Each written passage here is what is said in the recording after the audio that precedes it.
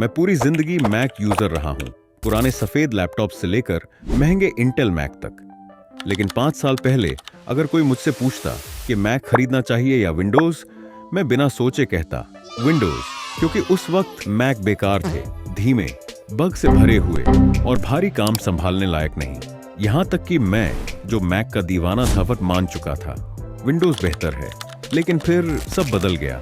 2020 में एप्पल ने एक ऐसा ऐलान किया जिसकी किसी को उम्मीद नहीं थी। एक नया चिप जिसे उन्होंने खुद डिजाइन किया। Excited to announce our first step in this transition with our first chip designed specifically for the Mac.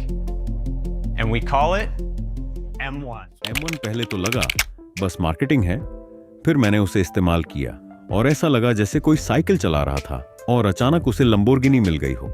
ना गर्मी, ना फैन की आवाज, ना लैग, बस एकदम स्मूथ, पावरफुल परफॉर्मेंस।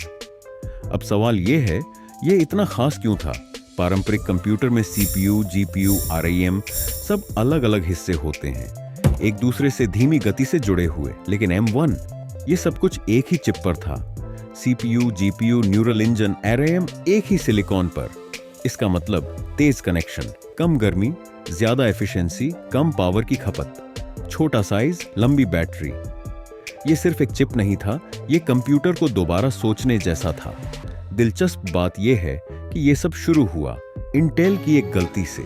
2005 में एप्पल ने पावर पीसी छोड़कर इंटेल को अपनाया था और उस वक्त मैक को इससे बहुत फायदा हुआ। लेकिन 2019 तक आते आते इंटेल खुद एक समस्या बन चुका था। उनके चिप्स ज्यादा गर्म होते थे, स्पीड में कोई सुधार नहीं, और आईफोन्स जो एप्पल खुद बना रहा था मैक से तेज हो चुके थे। और 2007 में जब स्टीव जॉब्स ने इंटेल को आईफोन चिप बनाने का ऑफर दिया था, इंटेल ने मना कर दिया। बोले इसमें प्रॉफिट नहीं है, टेक्नोलॉजी के इतिहास की सबसे बड़ी भूल। एप्पल ने सोचा अब खुद ही चिप बनाएंगे। आईफोन, आईपैड, एप्पल वॉच और फिर मैक। एप्पल ने 2008 में एक छोटी चिप कंपनी खरीदी थी।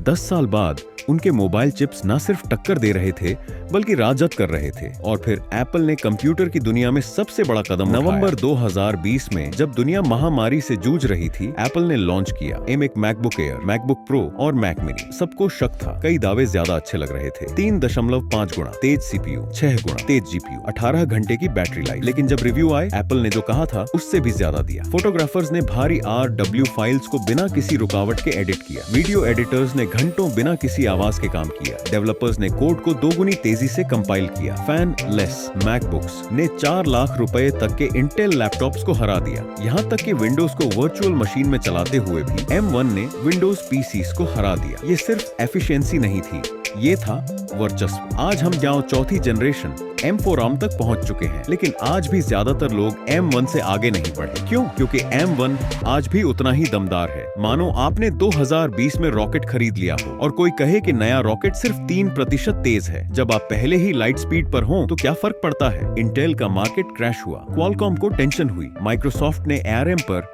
विंडोज पोर्ट करना शुरू किया, क्योंकि एप्पल ने सिर्फ एक चिप नहीं बनाया बल्कि एक नई परिभाषा दी कि कंप्यूटर क्या हो सकता है। मैक जो कभी मजाक बन चुका था, अब बन चुका है दुनिया का सबसे पावरफुल और एफिशिएंट लैपटॉप। M1 सिर्फ एक टेक्नोलॉजी नहीं था, वो एक बयान था कि अगर एक कंपनी खुद पर भरोसा करे तो वो पूरी इंडस्ट्री की दिशा बदल सकती है, और एप्पल ने यही किया। अगर आपको ये जानकारी पसंद आई हो और आप ऐसी और भी अनोखी और सोच बदल देने वाली कहानियां देखना चाहते हैं तो वीडियो को लाइक करें, अपने दोस्तों के साथ शेयर करें